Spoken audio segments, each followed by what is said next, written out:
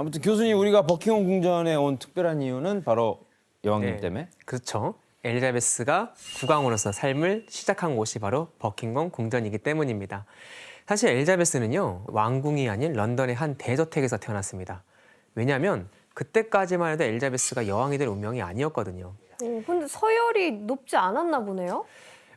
높긴 했는데 대체 어떻게 그녀가 여왕의 왕관을 짊어지게 됐는지 지금부터 차근차근 살펴보도록 하겠습니다.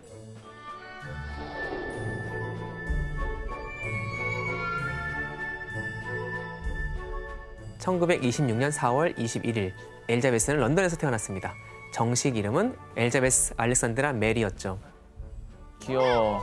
귀염이. 진짜 귀엽다. 아니 저 어렸을 때 저런 포즈를 진다고? 흥미롭게도 우리가 아는 여왕님의 얼굴이 여기 있죠. 본투비 퀸이다. 어렸을 저 때도 포즈가 네, 되게 사람이 밝아 보인다. 네. 기쁨이 흐릅니다. 네, 일단 기품이 있는 귀요미죠. 왕이 될 상이고만. 맞아, 맞아. 그러게요. 우리가 결론을 알아서 그런지 모르지만 이걸 우리가 여왕이 되기 전에 말했으면 참 우리도 의미가 있었을 텐데요. 엘리자베스는 할아버지였던 국왕 조지 5세의 첫 손주였던 만큼 영국 왕실의 사랑을 듬뿍 받으며 자랐습니다. 그럼 그녀가 태어났을 당시 영국 왕실의 가계도를 한번 살펴보도록 할까요? 네. 조지 5세 다음으로 윈저 왕조의 왕위를 이은 사람은 엘리자베스의 큰아버지가 되는 에드워드 8세입니다. 그런데 1936년 12월 에드워드 8세가 왕위에 즉위한 지 8개월 만에 별안간 퇴임 의사를 밝혔습니다. 아이고야. 뭐지?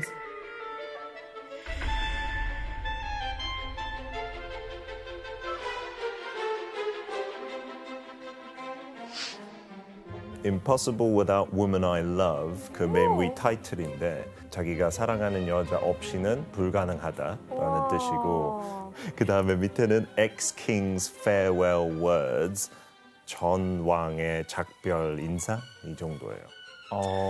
네, 이제 대충 에드워드 8세가 왕위를 내려놓은 이유를 짐작하시겠죠? 사랑 여자 때문인데요? 때문에. 네, 맞습니다. 일이냐 사랑이냐. 네, 아니 뭐 얼마나 사랑하길래 뭐 그거. 그러게요. 그 유명한 대사처럼 사랑에 빠진 게 죄는 아니잖아요. 네, 사랑해봐도 저 아니야. 네. 그런데 문제는 그가 사랑에 빠진 대상이 2번의 이혼 경력이 있는 여성이었다는 점에 있었습니다. 영국 국왕은 자동적으로 국교인 성공의 수장이기도 하죠. 그래서 좀 더 엄격한 잣대가 아무래도 적용되겠죠. 국가 원수니까. 그러니까요. 그리고 당시에는 이혼녀와 왕이 결혼하는 것은 절대 용납할 수 없는 그런 일이었습니다. 결국 에드워드 8세는 내가 사랑하는 여인의 도움이 없이 국왕의 막중한 책임을 다할 수 없다면서 왕위를 포기하게 됩니다. 사랑을 선택한 형 때문에 조지 6세가 갑작스럽게 나이 40에 국왕이 됩니다. 그러면서 장녀였던 엘리자베스도 왕위 계승 1순위가 되었죠. 이때 나이가 고작 10살이었습니다. 그렇게 된 거구나.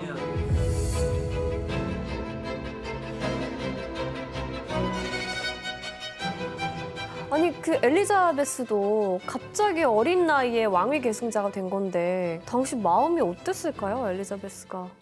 그 자리가 부담이랑 책임을 져야 되는 자리다라는 거, 그 무게감을 알고 있었던 것 같아요. 그 왕관의 무게를.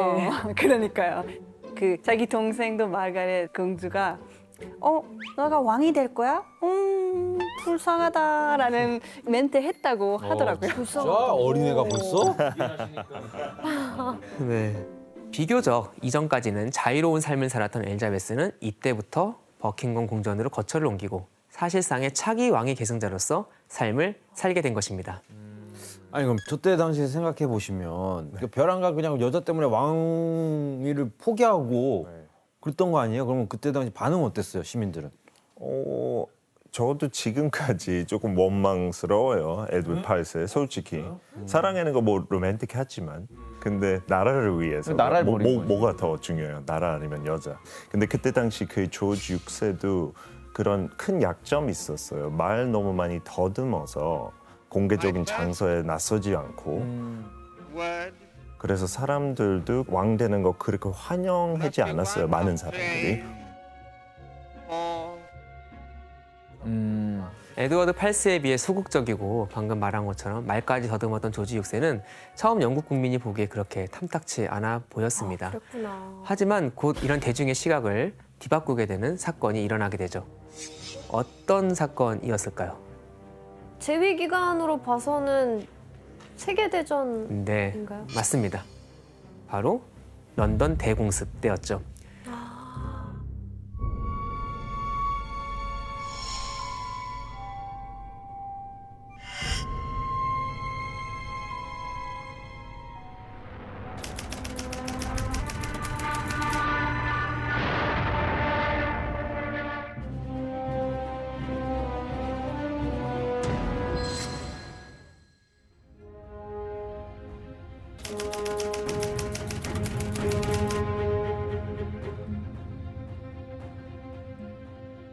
그리고 1940년 9월 4일 히틀러가 아주 막 분노에 차서 연설한 적이 있었죠. Wenn die britische Luftwaffe 200, 300, 4.000 Kilogramm Bomben wirft, dann werfen wir jetzt in einer Nacht 150, 180, 230, 300. 그리고 실제로 독일 공군기가 밤낮을 가리지 않고 런던 시내로 찾아와서 정말 런던을 폭격하기 시작을 했죠.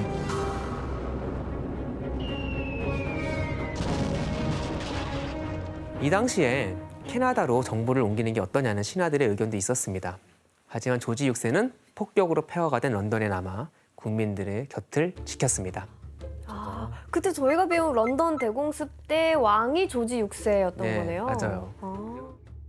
그러니까 그럼 왕위 계승자인 엘리자베스와 동생 마거릿 공주만이라도 캐나다 쪽으로 보내는 게 어떠냐는 의견이 있었지만 이번에는 여왕이자 엘리자베스의 어머니인 왕비가 아이들은 내가 없이 안 갈 것이고 나는 남편이 없이는 가지 않을 것이다. 국왕은 나라를 떠나지 않을 것이다. 라는 말로 거절을 했습니다. 와 이렇게 되면 그게- 아예 에드워드 8세랑 너무 반전되는데. 민심 돌아옵니다. 에드워드 이게 더 팔세는 사랑이지. 사랑을 위해 나라를 버렸는데. 근데 여기는 사랑도 지키면서 나라까지 네. 지키잖아. 네.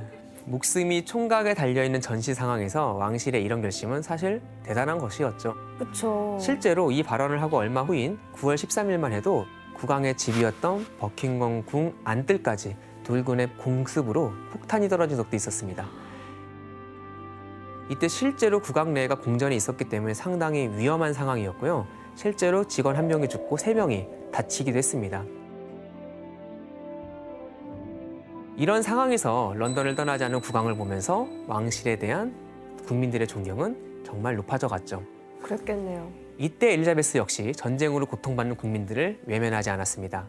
전쟁이 시작될 때 14살의 어린 나이였어요. 하지만 유머와 함께 일주일에 한 번 정도 버스를 타고 시내를 돌아보면서 국민들이 어떻게 이 참상을 극복하는지 그런 것을 알려고 노력을 했고요. 어린 나이. 특히 자기와 같은 청소년들에게 BBC 라디오 방송을 통해 독려 메시지를 보내면서 그들에게 용기를 주려고 노력을 했습니다. 14살의 나이예요? 네, 너무 빨리 처리 들었다. 그쵸.